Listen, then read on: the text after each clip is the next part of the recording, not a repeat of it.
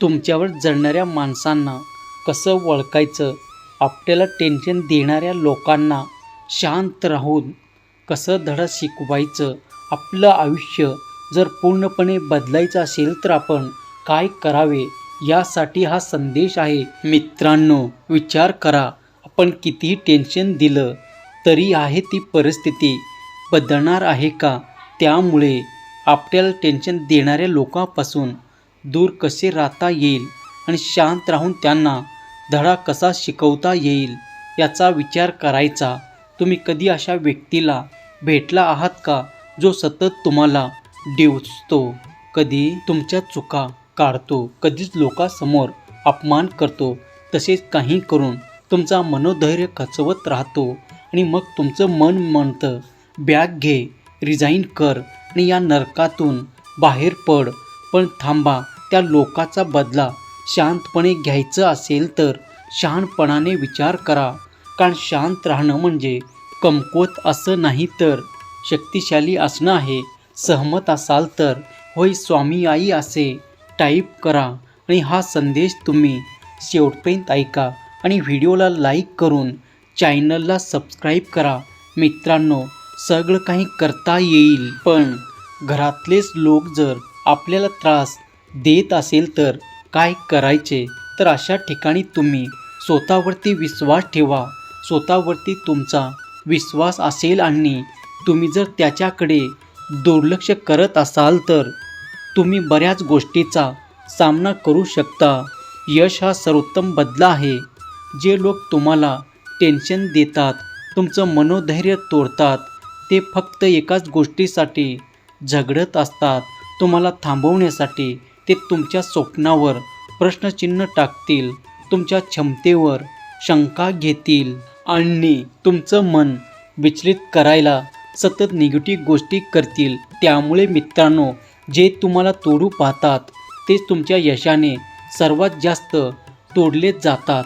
तुमचं काम, तुमचं प्रयत्न, तुमची शिस्त आणि तुमची चिकाटी ही जास्त महत्त्वाची आहे. कल्पना करा, एखादा गरुड आकाशात झेप घेतोय आणि खालच्या कावळ्याचं टोळकं त्याच्यावर कुरघोडी करते. अशावेळी गरुड काय करेल तर तो कधीच खाली येऊन त्यांना उत्तर देणार नाही, तर तो अजून उंच आकाशात भरारी घेईल, त्याच्यापासून अजून उंच प्रगतीला जाईल. तसं तुमचेही आहे. टेन्शन देणाऱ्याकडे दुर्लक्ष करा आणि स्वतःला यशाच्या शिखरावर घेऊन जा. तुमचं उंच जाणं हे त्याच्या खाली राहण्याचे कारण बनेल. कधीकधी उत्तर न देणे हे सुद्धा सगळ्यात चांगलं आहे. जेव्हा तुम्ही तुमच्या जाणीवपूर्वक तुम्हाला कुणी डिवचतात, टोचतं, तुमचं संतुलन ढासळण्याचा प्रयत्न करतो, तेव्हा त्यांना वाटतं की तुम्ही काहीतरी प्रतिक्रिया द्याल, वाद घालाल आणि त्यांच्या जाळ्यात अडकून पडाल. पण जर तुम्ही तसं न करता पूर्णपणे शांत राहिलात, हसून दुर्लक्ष केलं आणि आपल्या मार्गावर चालत राहिलात तर ते अक्षरशः हादरतील. मराठीमध्ये एक म्हण आहे मित्रांनो, गाढवावर नाराज होऊन सिंह कधी ओरडत नाही. कारण सिंहाला माहीत आहे की त्याची ताकद ओरडण्यात नाही तर शांततेत आणि एकाग्रतेत आहे. त्याला गाढव काय करत काही फरक पडत नाही, कारण त्याचं लक्ष हे वेगळंच असतं. तसंच तुमचंही आहे मित्रांनो. जे लोक तुमच्यावरती टीका करतात, तुम्हाला दुखवतात, त्याच्यासाठी वेळ खर्च न करता स्वतःच्या ध्येयावर लक्ष केंद्रित करा आणि त्याच्यासाठी तुम्ही प्रयत्न करा. प्रत्येक वेळेस तणाव टोमणे, अपमान यांना रागानं किंवा उत्तर देणे गरजेचं नाही. कधीकधी हसून उत्तर देणे हे शहाणपण ठरतं आणि त्याला शांत बसवणे हेच तुम्ही शब्दाने किंवा तुम्ही हसत त्याला जर तुम्ही टाळलं तर त्यालाही अपमान वाटेल. टेन्शन देणाऱ्या लोकांना असं वाटतं की तुम्ही रागवाल, भांडाल, पण जर तुम्ही संयम ठेवला तर तुम्हाला हळूहळू भांडणात रसही उरणार नाही. जर तुम्ही शांत राहिलात, संयम ठेवला तर कारस्थानी लोकांचा संपूर्ण प्लॅन हा विस्कटतो. सहन करणे म्हणजे कमजोरी नाही मित्रांनो, हीच तीच वेळ आहे जिथे खऱ्या ताकदीची परीक्षा होते ते म्हणजे संयम. संयम असणं खूप महत्त्वाचं. वादात उडी घेणे सोपं असतं, पण शांत राहून पुढे जाणं हेच खऱ्या योद्धाचे लक्षण आहे. आणि तो योद्धा तुम्ही बना. त्याच्यासारखे मूर्ख आपल्याला बनवण्यात काही अर्थ नाही. जर पटत असेल तर श्री स्वामी समर्थ असे टाईप करा आणि आपल्या चिडक्या आणि लवकर राग येणाऱ्या मित्राला शेअर करा. कारण तुमचा एका शेअरने कोणाचे तरी हारलेलं मन हे जागृत होत असतं आणि तुम्ही न कळतच पुण्याचे भागीदार बनता. मित्रांनो, आपलं मन कोणी अस्वस्थ करू शकत नाही, कारण जोपर्यंत आपण त्यांना ती परवानगी देत नाही. बोलू द्या ना. लोक बोलत असतील. बोलण्याचं जेव्हा तुम्हाला कोणी जाहीरपणे कमी लेखतो तेव्हा लगेच भावनिक होऊन उत्तर देणे हा मूर्खपणाचं. पण जर तुम्ही योग्य वेळी योग्य मंच आणि योग्य शब्दाची निवड केली तर तेच उत्तर फक्त प्रभावी नाही, स्मरणीय ठरतं.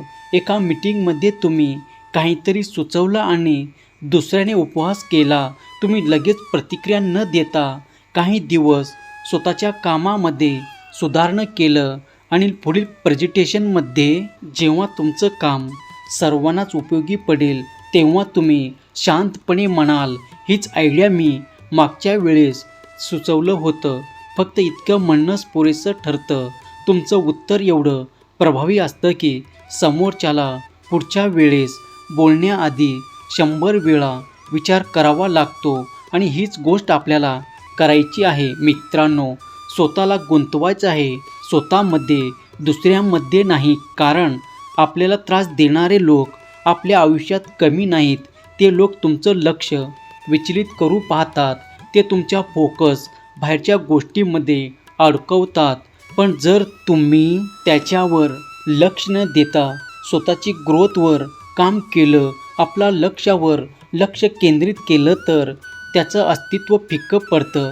एखाद्या व्यक्तीने तुम्हाला वारंवार डिवचलं, पण तुम्ही त्याला प्रतिउत्तर देण्याऐवजी रोज थोडा थोडा वेळ वाचन, योगा कामासाठी आणि आपल्या ध्येयासाठी दिली तर 6 महिन्यात तुमची पर्सनॅलिटी बदलेल आणि तो व्यक्ती त्याच जागी आहे आणि तुम्ही त्याच्या पलीकडे, त्याच्या पुढे गेलेले आहात. त्यामुळे आपल्याकडे वेळ द्या, स्वतःला वेळ द्या.